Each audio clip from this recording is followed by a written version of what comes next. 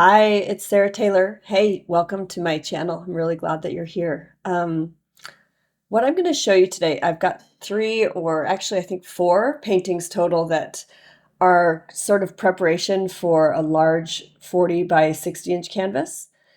And I just want to show you the process of kind of sometimes what it takes to get the vision. Sometimes the first few times on a practice, it doesn't always work. It can take multiple tries, multiple perspectives, some different color palettes, like switching things up. Sometimes there's a paint that's not cooperating very well. And in the pearl technique, that is fairly common. Sometimes you just have a paint mixed up that isn't playing well with the other paints. And on these smaller canvases, it's a really good way to kind of work these things out. So on this piece, I have just white base coat with a couple different shades of blue. Um, and that's a Charbon Indigo, the darkest color. And then I'm adding the puddle paints, which is just white and green gold by Golden and a little bit of Modern Masters iridescent gold. And this is pretty simple color palette, and I'm just kind of tilting the puddle paints over the pearl base coat. So, and if you have any curiosity about the pearl base coat and the puddle paints, the things I'm referring to, I don't go into great detail on the recipes and the technique in every video, but I do have some videos in the description below. If you look for the more information, there's some links to some videos that go into much more detail about the pearl base coat recipe. And in this painting, I'm using 3 or 4 different colors of pearl base coat along with the puddle paints on top. So yeah, this was like, I wasn't really feeling it. I should have probably used a dark puddle paint as well, just to give it more depth. And that gold paint, I don't know what it's going on with it, but it's just not really purling very well on top of those colorful base coat colors. So, at this stage, like, it's just like, okay, let's just play around with it a little bit. And, this is fluid art is so, for one, it's spontaneous. It can be fairly unpredictable. Sometimes the outcome that you have in your mind isn't always what happens on the canvas. So I think that just kind of being really open to it's okay that this doesn't work is really helpful in an art practice, and that sometimes it's just playful and sometimes you're experimenting, and that the finished result is not always going to be everything that you hoped. So easier said than done. I struggle with it as well, that I want every piece to be beautiful, and it's just not always how it works out. So on this particular painting, I ended up going ahead and going in with some oil, just because I didn't really want to scrape it. I was kind of enjoying some of the things that were going on, but that big, area of gold that just wasn't really developing was not, I was not real happy with it. So here's just some oil, and I'm just going to kind of dot in some oil. And oil can be a great tool in fluid art. Sometimes it kind of gives you this chameleon, very cell structure appearance in a painting. And it's just kind of fun, like dotting oil and watching what it does is just kind of an enjoyable process sometimes. So that's what I did here. I will come back here in just a minute and we'll talk about the next painting in this process.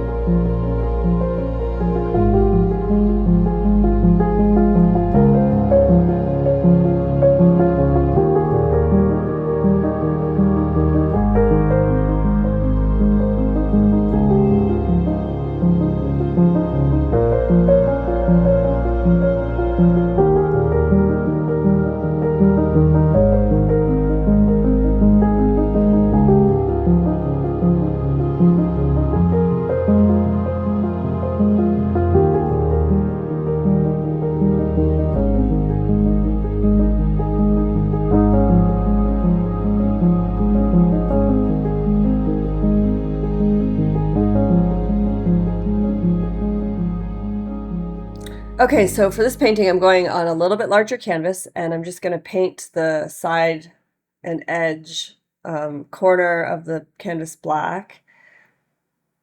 And, you know, a lot of times, like, especially when you're using a black base coat on a white canvas, you're going to get these kind of white peekaboos of the canvas showing through. So especially if I have black on one corner, I really like to go in with, you know, and paint that edge in that corner dark, and the finish is much better. And I'm using kind of the same colors I did on that first painting. Um, the dark though, I did add quite a lot of black to it, so it's much darker. And that's kind of running over those the blue shade, that's like Amsterdam bluish green. And then there was a lighter blue in the first painting that was Amsterdam sky blue light mixed with some Chardonnay sky. I think it's also sky blue light. And it's funny, those two different paints from those two different brands, they're the same title, but they're much, much different. The tone is very different, but they're very pretty when you mix them together. And I'm going to do a white, so this is a white puddle paint and a gold puddle paint, and then I'm going in with a nice Payne's gray puddle as well. So kind of, you know, bringing that darker puddle into the piece really helps, especially when it's the last paint color that you put down, because it kind of gives you some central focus and composition. And my initial reaction here was pretty good. I you know, like it's pretty monochromatic. Not exactly what I was going for though. Still feeling a little like, oh, you know, and sometimes you got to, you know, dust things off a little bit. Like I haven't been in my studio as much this summer, so it's okay to come back and feel a little clumsy and just kind of work some things out. And as you can see, that dark paint is pearling really well. I'm still having trouble with the gold. So I'm not really sure. I think I had put some Atelier rich gold into that paint. What I ended up doing was actually remixing my gold puddle paint because it just wasn't cooperating for me. And, you know, sometimes things can sit for a while and you forget, forget exactly what's in them. And it's a shame, but sometimes I just have to remix it and start fresh with a fresh batch. So, um, yeah, and this one I ended up getting out some high flow in gold and white and kind of splattering it on the painting. I just was like, like getting a little, I wouldn't say frustrated, but just kind of like started throwing some things at it just for fun. And some spray paint as well. So you will see that, and then I'll come back and we'll move on to the next piece in this little series of paintings.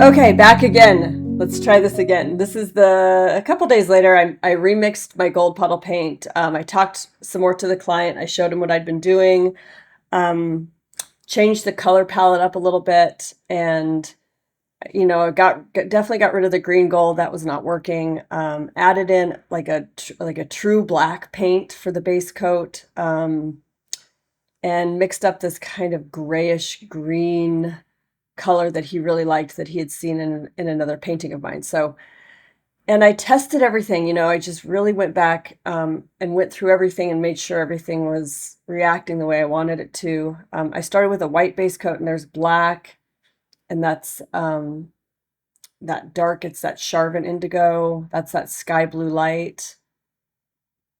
And, I like this, but then when I added this color to it, this is where it really started to work for me. It's like it needed something kind of earthy and more, I don't know if subtle is the right word, but I really like that kind of grayish green.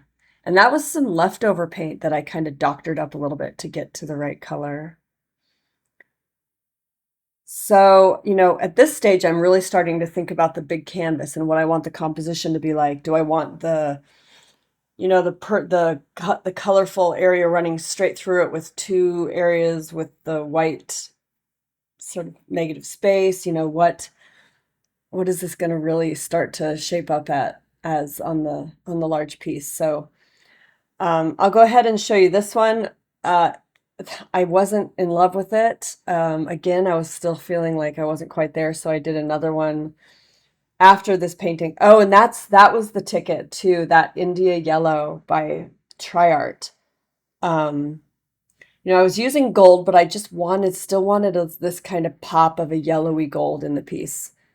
And yeah, so the second painting here, the one after this one, I'm using the same exact color palette, and I'll come back and talk to you a little bit about that one as well, because that was what I thought was the really successful one, and helped me feel really confident going on to the large canvas. So, all right, I'll be back in just a few and we'll talk some more.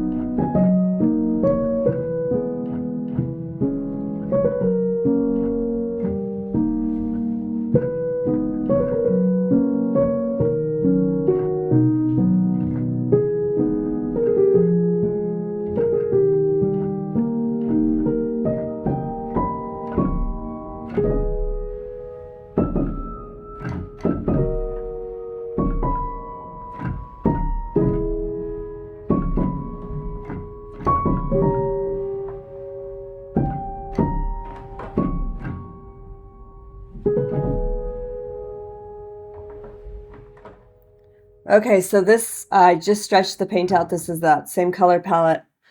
I really like the composition, the dark corner and then the white corner. And you can't really see it here, but there's a bunch of pearls in that white area with the white pearl paint. And the white pearl paint here, I added quite a lot of interference gold to the to that paint. So it's got this like really cool kind of interference gold shine to it, which is beautiful. And then I do come in with some high flow in iridescent gold fine and add some really pretty gold detail into this piece. So I hope you like it. I'll be back probably next week, hopefully with the video for the big painting. And I can't wait to share the big piece with you. I was really, really happy with it, and hope you enjoyed this kind of trudge through these paintings. It was a process to get things where I wanted them, and sometimes that's just what it takes. Sometimes it takes some practice. It takes some some trial runs to get things right, especially before going on a large substrate. So, all right, much love. I've got some really fun things happening.